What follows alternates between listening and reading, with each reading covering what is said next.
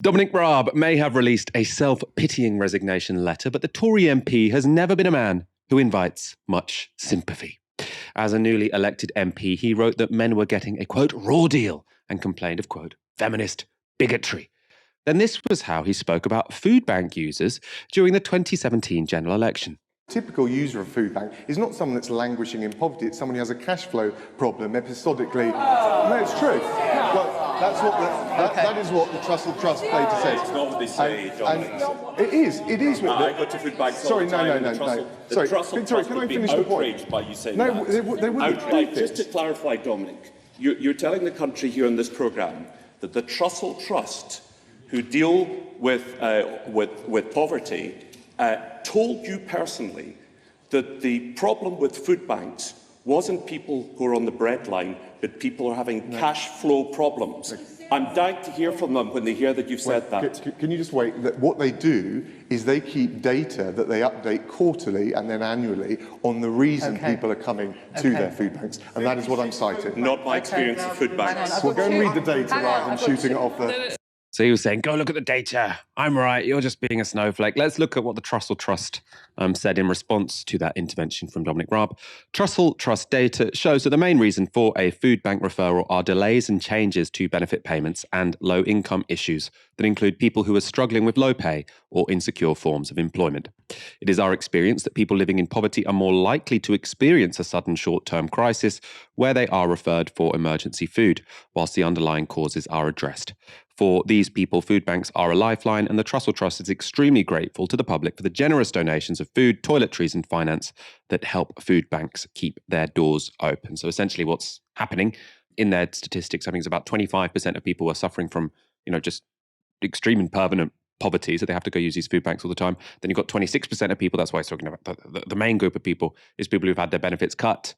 They're already living in poverty, so the moment they have their benefits cut, they have to go and use a food bank. So it's not just a cash flow problem like you might imagine a middle-class person having. This is people who are on very low wages, and then the moment they get benefit sanctioned, which is a huge cause of sort of distress, poverty, extreme poverty, something that the government shouldn't be saying, oh, it's not a big problem, it's just people getting their benefits cut. No, massive problem. Those statements about food bank users and feminists wouldn't halt Dominic Raab's advances through government, though. In 2018, Theresa May made Raab her Brexit secretary, and in 2019, Boris Johnson made him deputy prime minister and foreign secretary. And it was in that latter role that Raab made perhaps the biggest mistake of his career. That was because when Afghanistan was falling to the Taliban and Kabul was being evacuated, he stayed on holiday. This was how he defended that decision.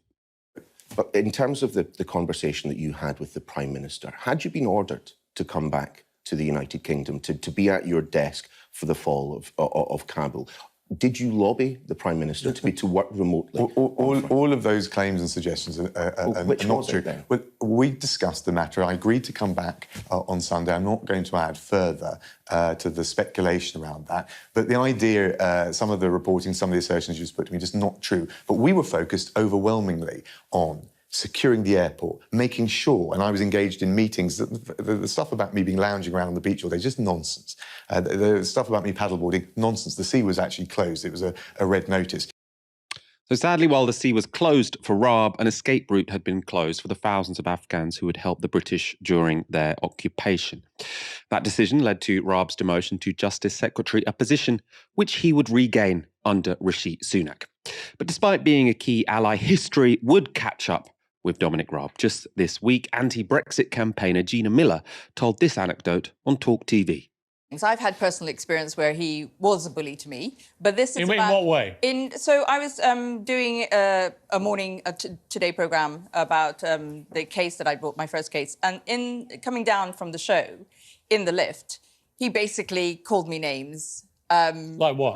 Like can't work out if you're just a silly bitch or if you are rich. Or if or you're just naive. He called you a silly bitch? Yeah. Or if I was naive. Dominic Raab called you a silly bitch? Yeah. Wow. Aaron, what's Dominic Raab going to be remembered for?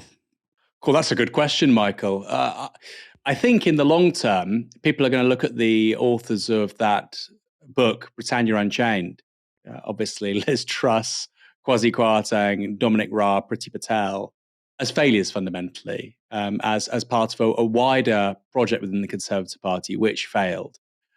Both economically and culturally. Now, obviously, he's not had a brief in cabinet which is economic, but they were rising young guns within the Conservative Party in the early 2010s. I think history is going to judge them very, very poorly.